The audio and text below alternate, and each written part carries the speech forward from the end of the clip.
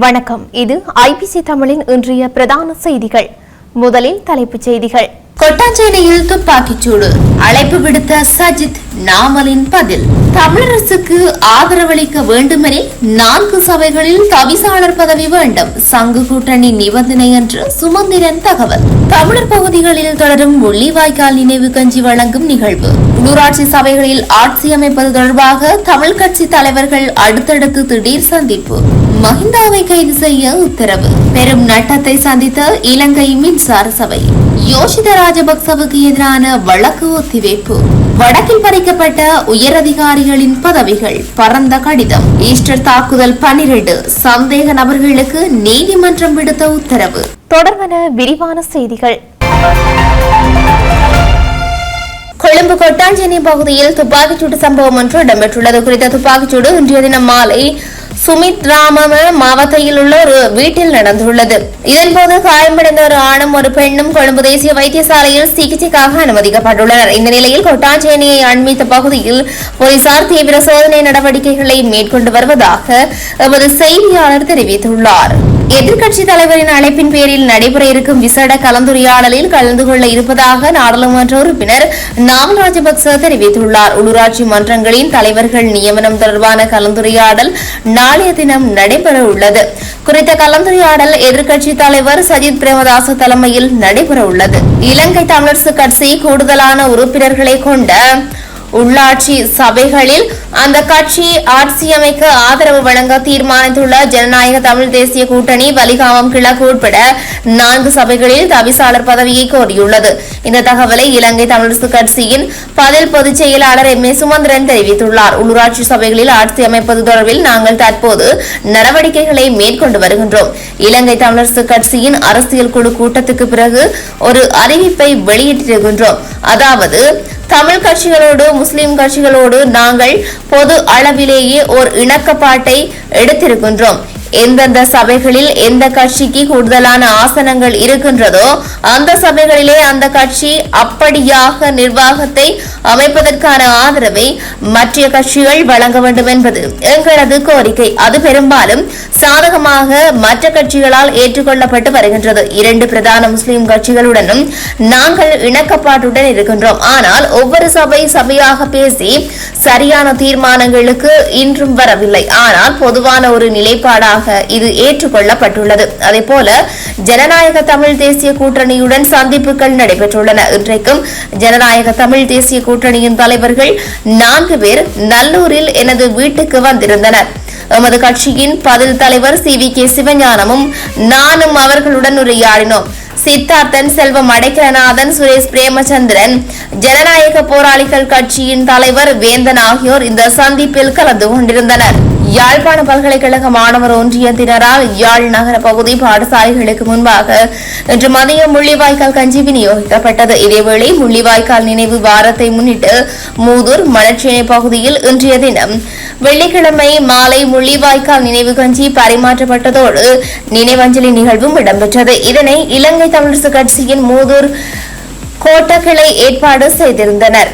மேலும் முள்ளிவாய்க்கால் சம்பவத்தில் உயிர் நீத்தவர்களுக்காக சுடரேற்றி பூதூவி நினைவஞ்சலியும் செலுத்தப்பட்டது. முள்ளிவாய்க்கால் நினைவு தின நிகழ்வில் அதிக அளவிலான பொதுமக்கள் கலந்து கொண்டுள்ளனர்.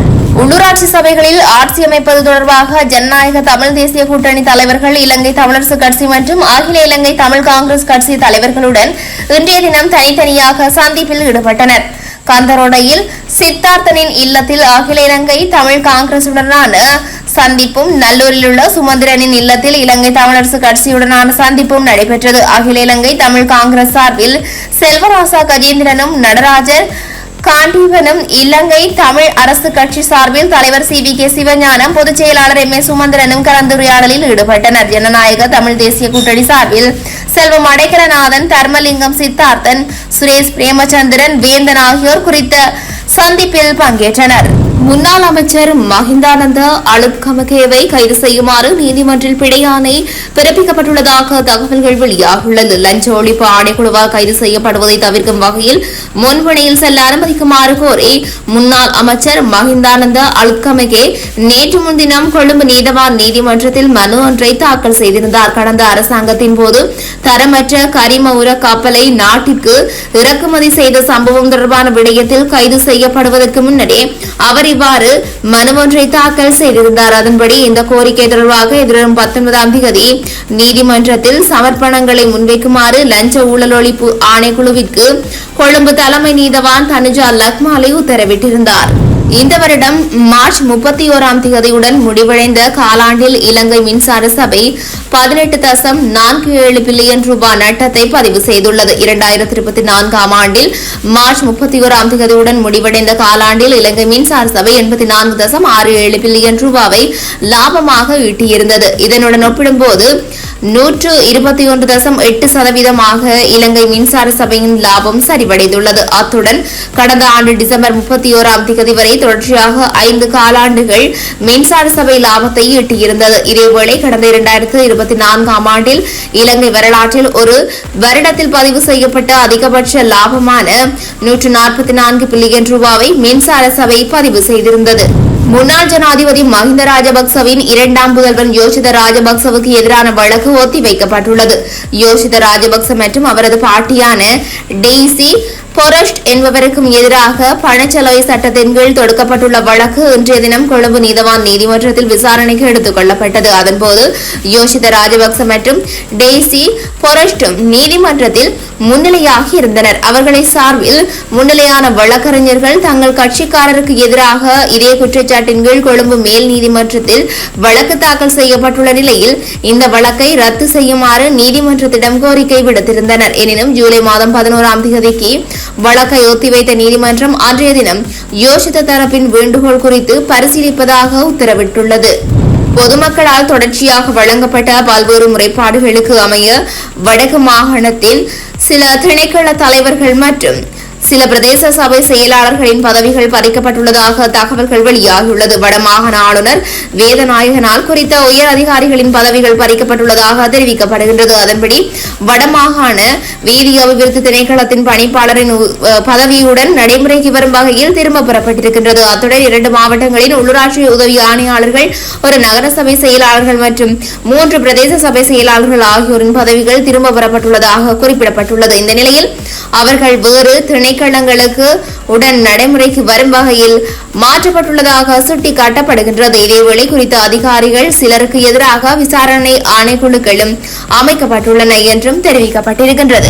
உயிர்த்த ஞாயிறு குண்டுவெடிப்பு தாக்குதலை நடத்திய பயங்கரவாதிகள் மற்றும் பயங்கரவாத செயல்களுக்கு உதவியதாக சந்தேகத்தின் பேரில் கைது செய்யப்பட்டு விளக்கமறியலில் வைக்கப்பட்டிருந்த 12 சந்தேக நபர்கள் விடுவிக்கப்பட்டுள்ளனர். அதன்போது 10 பெண்கள் மற்றும் 2 ஆண்கள் சந்தேக நபர்கள் உட்பட 12 சந்தேக நபர்களை விடுதலை செய்ய கொழும்பு மேலதிக நீதவான் பசன் அமரசேன இன்றைய தினம் உத்தரவிட்டிருக்கின்றார். பயங்கரவாத தடுப்பு பிரிவு டிசம்பர் 11, 2020 அன்று நீதிமன்றத்தில் உண்மைகளை சமர்ப்பித்த பின்னர் சிந்தி சட்டுனா, ராஃபு பாத்திமா, சாரா லெபே, ரிஷானா, சாலிகி, ஜீனை, தீஷா, காஷிம் மதனியா, பாத்திமா ஷாஹிதா, இப்ராஹிம் ஷர்தா மற்றும் சந்தேக நபர்களான முகமது இர்ஃபான் மற்றும் முகமது ஷஃபான் ஆகியோரை விடுதலை செய்ய உத்தரவிடப்பட்டுள்ளது.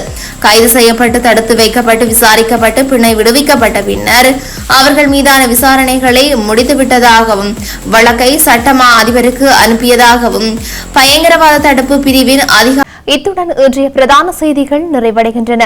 தொடர்ந்தும் செய்திகளை அறிந்து கொள்ள IBC தமிழ் நியூஸ் என்ற எமது யூடியூப் பக்கத்தினூடாக இணைந்திருங்கள். நன்றி.